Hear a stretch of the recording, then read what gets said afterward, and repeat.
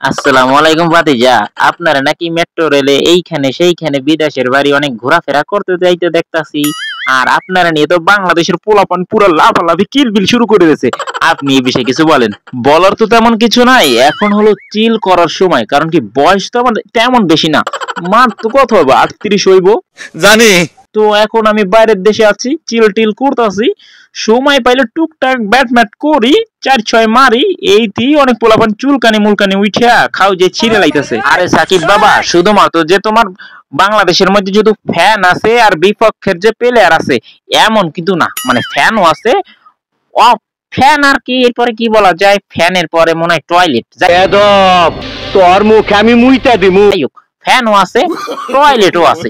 তো টয়লেটে যারা তোমার প্লেয়ার, ঠিক আছে, যারা তোমার টয়লেটে থাকে, ঠিক আছে, তারা তোমার যারা হেটার, হয়তো হেটার, ঠিক আছে, মনে পড়ছে, ওইটারে হেটার বলা হয়। আরে কেনা কে চাতে হো? হয়ে গেছে তো, বোঝো নাই বাবা। বয়সের মধ্যে আমার কিচ্ছু আর মাথার মধ্যে ঢোকে না। হুদা চাই যে বাংলাদেশ জন্য একটা মানে বাংলাদেশ জন্য একটা বিশ্বকাপ জিতে। সেইটা তো আমি বাইচে থাকতে আর দেখতে পারবো না।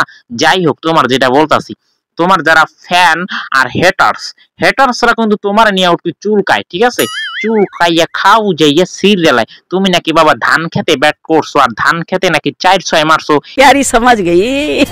এই সম্পর্কে কিছু একটু দর্শকরে বলো।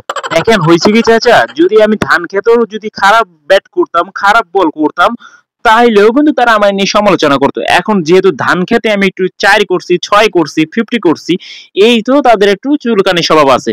তো তাদের উদ্দেশ্যে আমি একটা কথা বলতে চাই, ভাই তোমরা চুলকানি করো আর খাউজানি করো, অন্যের পিছে আঙ্গুল দিয়া জীবনে কোনো কিছু কেউ উন্নতি করতে পারে না, আর তোমরাও পারবা না। আশা করি তোমরা বিষয়টা বুঝতে পারছো। যদিও আমার একটু বয়স হয়ে গেছে, তোমরা আশা করি ব্যাপারটা বুঝতে পারছো। তো আমি তোমাদের উদ্দেশ্যে একটাই বলবো, তোমরা নিজের কেরিয়ারে ফোকাস দাও।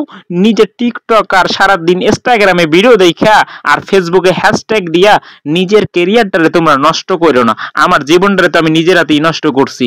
আহা, এই কেমন কথা বললা তুমি? তোমার নিজের হাতে তুমি জীবন নষ্ট করছো, সেই করুণ ঘটনাটা আসলে কি? তুমি আসলে কি করছো সাকিব বাবা, যে তুমি জীবন হাতে, তোমার নিজের হাতে তুমি নিজের জীবনটা নষ্ট করছো? আহারে মাবুদ, কি করছো তুমি বাবা, আমার একটু খুইলা কও। तू समझा? हाँ। नहीं, तू समझा नहीं। আমি তোমার, যেহেতু আমি তোমার চাচা হই, আমার অনেক কথা তো আমার মাথার মধ্যে থাকে না, ঠিক আছে, বয়স যেহেতু হয়ে গেছে, চুল যেহেতু পাইকে গেছে, মাথার আবার চুলও পইড়ে যাইতে আছে। তো বিষয়টা তুমি আসলে বুঝতে পারছো, তাই না? তো তোমার নিজের মুখে বলো, বাংলাদেশের ক্রিকেটার ফ্যানরাও তোমার কথাটা জানতে চায়। আরে এই বুইড়ে হালার পোলা তো সব কথা দেখি ভুইলা যায়। আরে ভাই, আমি যেই কারণেই তো দেশের বাইরে থাকি, সেইটা তো ক্রিকেট ফ্যানরাই জানে, আমার হেটার্সরাও জানে, আমার ফ্যানরাও জানে।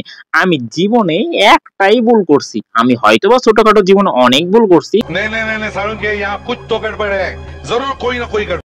যেটা আমার ক্রিকেটার ফ্যানরা মাইনে নিছে। কিন্তু এখন আমার ক্রিকেটার ফ্যানরা এই ভুলটা মাইনে নিলেও, আপনার মতন ক্রিকেটার পাগলা ভক্তরা মাইনে নিলেও, জনগণ আর মাইনে নিতেছে না। তো এই ভুলের কারণে আমি সারাটা জীবন আমার যে ক্যারিয়ারটা আমি গড়ছি হাতে কইরা, সেই ক্যারিয়ারটা মিনিশের মধ্যে ধ্বংস হইয়া গেছে। আচ্ছা সাকিব বাবা, আমার মনের মধ্যে একটা প্রশ্ন আছে। মানুষ বলতেই তো ভুল হয়, মানুষ বলতেই তো অন্যায় করে, ঠিক আছে, তো তুমি একটা ভুল করছো, তুমি একটা অন্যায় করছো, মহান আল্লাহ তাআলা মানুষের ভুল ক্ষমা করে দেয়। তো মানুষ হয়ে আমরা মানুষের কেন ভুল ক্ষমা করতে পারি না? সেটা তো চাচা আমিও জানি না, আর এই বিষয়ে আমার কিছু বলার নাই। যা আছে কপালে সেটাই দেখা যাবে, ঠিক আছে। তো এই বিষয় নিয়ে আমি আর কিছু বলতে চাই না। আচ্ছা সাকিব বাবা, আমার একটা লাস্ট প্রশ্ন, এই প্রশ্নের তুমি উত্তর দাও। এখন তুমি বর্তমানে কি করতে চাইতাছো, আর তোমার ভবিষ্যতের প্ল্যান কি? তুমি কি বাংলাদেশে আসতে আগ্রহী, সেইটা আমাদের একটু বলো। চাচা বর্তমানে প্ল্যান বলতে কিছু নাই, শুধুমাত্র আমি নিজে বর্তমানে যত ধরনের লিগ আছে, লিগে আমি খেলতে চাই। সুযোগ পাইলে আমি সমস্ত লিগ গুলাই খেলতে চাই, আমি বডি ফিটনেসটা ধরে রাখতে চাই, আর কিছু করার নাই। ঠিক আছে, ঠিক আছে। সুযোগ পেলে 4-6 মারতে চাই, পটাপট উইকেট তুলতে চাই, ঠিক আছে।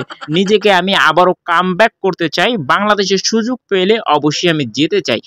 আর আর যদি আপনার কোনো প্রশ্ন থাকে অবশ্যই আমাকে করতে পারেন, কিন্তু আমি আর বেশি কথা বাড়াতে চাই না, কারণ আমি অনেক বোরিং হয়ে যেতেছে আপনার এই বোরিং প্রশ্ন শুনতে শুনতে ম্যাম। আচ্ছা নাও, তোমার এই প্রশ্নটা করে বাবা আমি তোমার ছাইরে দিতাছি, কারণ বাংলাদেশে থাকতে তো আমি তোমার মেজাজ সম্পর্কে জানি, অতিরিক্ত রাগ হয়ে গেলে তুমি কি করতে পারো।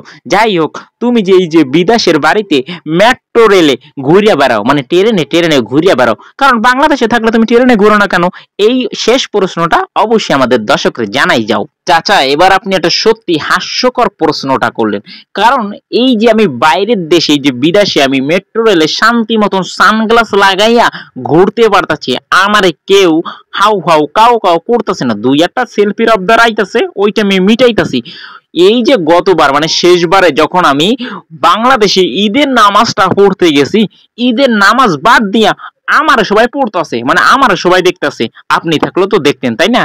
আচ্ছা সাকিব বাবা, যদি ওইখানে আমি থাকতাম তাহলে একটা সেলফি, একটা অটোগ্রাফ এইগুলো আমি তোমার চাইতাম, একটা ক্রিকেট ব্যাটও চাই নিতাম, এইটা আমি জানি।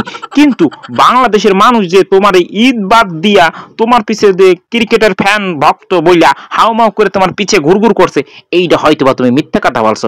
যদি মিথ্যা কথা না বললে থাও, তাহলে তোমার কাছে সাক্ষী প্রমাণ থাকলে তুমি একটা প্রমাণ দাও। আজ একটা বিরাট ফাটাফাটি হইব।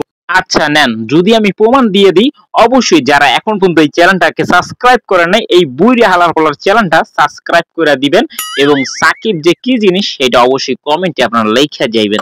যাই হোক, এই হলো গত বছরের ভিডিওর ফুটেজ। এইখানে এইখানে কিভাবে ওই দেখেন এই টাকলুচা চাই কিভাবে আমার দিকে টাকা দিয়েছে, যে ছোট ভাই কিনে ক্যামেরাটা নিয়ে ওই নামাজ বাদ দিয়া নামাজ পড়ি আর কি চলে যাইছে। দেখছেন, একটা সাকিব মানে কি লেজেন্ড ব্র্যান্ড।